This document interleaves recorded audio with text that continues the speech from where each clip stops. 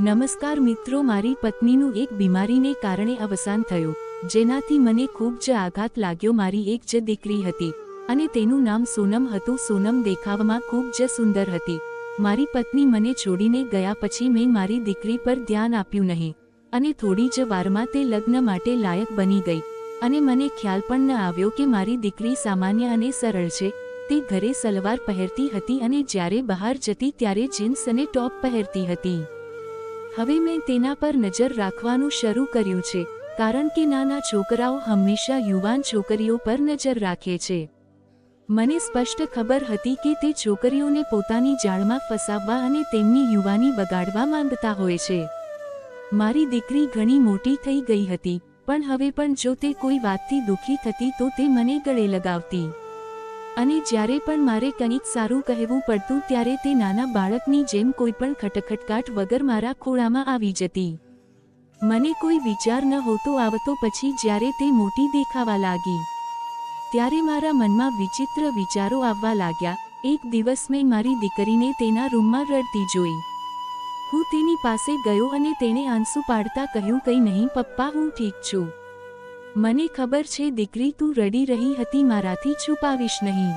હું તારો પિતા છું, હું તમારાથી શું છુપાવું? હવે ફક્ત આપણે બે જ બાકી છીએ, જે એકબીજાનો સહારો છીએ। મારી દીકરીએ આંખો નીચી કરીને કહ્યું, પપ્પા એવું નથી, મને હમણાં જ મમ્મીની યાદ આવવા લાગી, એટલે જ હું રડવા લાગી। દીકરી, જે થવાનું હતું તે થઈ ગયું, બધું ભગવાનની ઈચ્છા છે, આપણે આમાં કંઈ કરી શકતા નથી। મને પણ તારી માતાની ખૂબ યાદ આવે છે, પણ હું શું કરી શકું?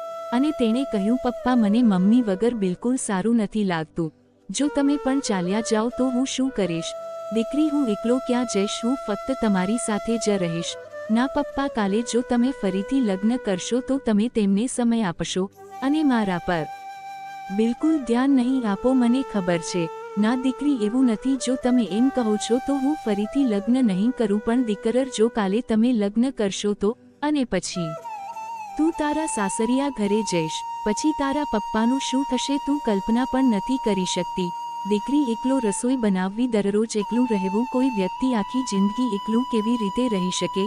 મારી દીકરી મારાથી દૂર ગઈ અને તેણે કહ્યું, જો એવું જ હોય તો પપ્પા, હું લગ્ન નહીં કરું। હું કોઈ પણ રીતે લગ્ન કરવા માંગતી નથી, હું તમારાથી દૂર જવા માંગતી નથી, પણ દીકરી, મારી જિંદગીનો અડધો ભાગ હજુ બાકી છે। આ સમયે મને જીવનસાથીની જરૂર છે। હું મારું આખું જીવન જીવનસાથી વગર એકલું વિતાવીશ। તું કલ્પના કરી શકે છે કે એકલા રહેવું કેટલું મુશ્કેલ છે? દીકરી, હા પપ્પા, મને ખબર છે। દીકરી, રાતનો સમય છે, આજે તને ભૂખ નથી, જલ્દી જમવાનું બનાવી દે, તારા પપ્પા ભૂખ્યા છે। તું તારા પપ્પાને કહેશે કે તે ભૂખ્યા છે? ના પપ્પા, હું તમને ક્યારેય ભૂખ્યા સૂવા નહીં દઉં। હું તારી સંપૂર્ણ સંભાળ રાખીશ, હું તારી આ રીતે સંભાળ રાખીશ જેમ મારી માતા કહેતી હતી। હું તને મારી માતા વિશે બિલકુલ વિચારવા નહીં દઉં। દીકરી, તું સાચી છે, પણ તું મને બધું આપી શકે છે, પણ એક વસ્તુ છે જે તું મને આપી શકતી નથી, તેના વગર માણસ ટકી શકતો નથી। પપ્પા, એવી કઈ વસ્તુ છે જે હું તમને ન આપી શકું? કૃપા કરીને મને કહો, હું તમને બધું આપવા તૈયાર છું। દીકરી, પહેલા તું જમવાનું બનાવી દે, પછી આપણે આખી રાત વાતો કરીશું। તારા પપ્પા તને છોડીને ક્યાંય જવાના નથી। હા પપ્પા, હું જલ્દી જ જમવાનું બનાવીશ, મને પણ ભૂખ લાગી છે। મારી દીકરી સાથે હું શું કરવાનું વિચારી રહ્યો છું તે અંગે મને થોડી શરમ આવી રહી હતી, પણ જો મારી દીકરી પણ તૈયાર થઈ રહી હોય તો મારે શું કરવું જોઈએ? મેં બાળપણથી જ તેની ખૂબ જ કાળજી લીધી છે, પણ જો હું આજે આવી વાતો કહું તો તે કદાચ મારા પર થૂંકશે।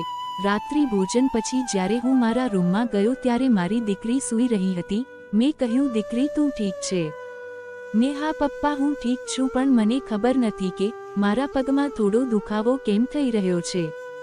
આ બધું હમણાં જ થઈ રહ્યું હતું જ્યારે હું રસોઈ બનાવી રહી હતી। પિતા કહે, પુત્રી, કંઈ વાંધો નહીં, હું તમારા પગની માલિશ કરીશ। ના પિતા, તમે છોડી દો, તમે મારા પગની માલિશ કેવી રીતે કરી શકો છો?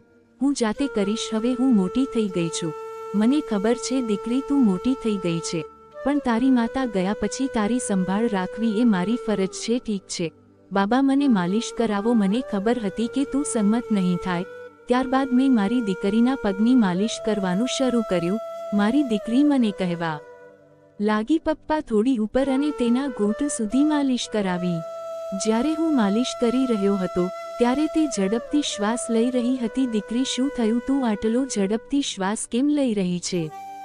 કંઈ નહીં પપ્પા, બસ એમ જ. મારી દીકરી મને છુપાવતી રહી પણ તે ગરમ થઈ રહી હતી. મને બધું ખબર પડી ગઈ. મારી દીકરી કહેવા લાગી, પપ્પા, હવે મને યાદ આવ્યું કે તમે એ વસ્તુ વિશે શું વાત કરી રહ્યા હતા જે હું તમને આપી શકતી નથી. પપ્પા મને કહે, દીકરી, તું મને એ આપી શકતી નથી. પપ્પા, મને કંઈ સમજાયું નહીં. ફરી એકવાર કહો. દીકરી, દરેક પુરુષને તેની પત્ની પાસેથી તે મળે છે જીવનનું પરમ સુખ. પપ્પા, શું તમે આ વિશે વાત કરી રહ્યા છો? તેણે કહ્યું, હા દીકરા, હું આ વિશે વાત કરી રહ્યો છું. પણ પપ્પા, આપણે પિતા અને પુત્રીના સંબંધથી બંધાયેલા છીએ, તેથી હું તમારી સાથે આવું ન કરી શકું. પપ્પા, આ ખોટું માનવામાં આવે છે. દીકરા, એટલા માટે હું કહી રહ્યો હતો કે હું ફરીથી લગ્ન કરીશ જેથી મને પત્ની જે સુખ આપે છે તે મળે. ના પપ્પા, હું રહીશ ત્યાં સુધી તમે ફરીથી લગ્ન નહીં કરો. જો એવું હોય તો હું તમને તે આપવા તૈયાર છું. દીકરી, કોઈને ન કહે નહીં તો આપણું રહસ્ય ખુલી જશે. પપ્પા, હું કોઈને નહીં કહું. શું હું આ કરી શકું? શું તમે તમારી દીકરી પર વિશ્વાસ નથી કરી શકતા? દીકરા, એવું નથી. જો તમે ભૂલથી કોઈને કહી દેશો તો મારું શું થશે? અમે વાત કરી રહ્યા હતા ત્યારે મારી દીકરીને ખંજવાળ આવવા લાગી. હા પપ્પા, હવે હું સહન કરી શકતી નથી. જલ્દીથી મને આપી દો. પપ્પા, પહેલી વાર છે, કંઈક થશે તો નહીં ને? મને ખબર છે દીકરી, પહેલીવાર શું થશે. ચિંતા ના કર, તારા પપ્પા બધું સંભાળી લેશે. મારી દીકરીને ખુશી આપતા મેં કહ્યું, દીકરી, તને કેવું લાગે છે? પપ્પા, પહેલા મને વિચિત્ર લાગતું હતું પણ હવે હું હળવાશ અનુભવી રહી છું. હવે મને પણ ઊંઘ આવી રહી છે. હું સૂઈ જઈશ. તું પણ સૂઈ જા. ઠીક છે દીકરા, હું પણ સૂઈ જઈશ. સવાર પડી ત્યારે મારી દીકરી સીધી બાથરૂમમાં ગઈ અને પછી તે નહાવા ગઈ. દીકરી, તું આટલી સવારે કેમ નહાવે છે? તને ઠંડી લાગશે. ગમે તેમ મેં પાણી ગરમ કર્યું છે. જમ્યા પછી હું ઓફિસ જવા લાગ્યો પણ પછી મારી દીકરી કહે છે, પપ્પા, હું અહીં એકલી કેવી રીતે રહીશ? હું પણ તમારી સાથે આવી રહી છું. મને પણ સાથે લઈ જા. ઠીક છે દીકરા, તું પણ આવી જા. દીકરી, આજે અહીં ત્યાં બેસી રહેવાનું બહુ થયું તો ચાલો પાછા જઈએ. આજે આપણે ખૂબ મજા કરીશું. પપ્પા, મને પણ એવું જ લાગે છે. અડધા રસ્તેથી પાછા આવ્યા પછી તે મારી દીકરીને રૂમમાં લઈ ગયો. બંને દિવસ દરમિયાન ગમે ત્યારે કામ કરતા. આ એક કાલ્પનિક વાર્તા છે અને તેનો હેતુ કોઈને ઉશ્કેરવાનો નથી. તેનો કોઈ વાસ્તવિક ઘટના સાથે કોઈ સંબંધ નથી. તો મિત્રો, આ આજની વાર્તા હતી. એક એવી વાર્તા જે રહસ્યો, લાગણીઓ અને પ્રશ્નોથી ભરેલી હતી.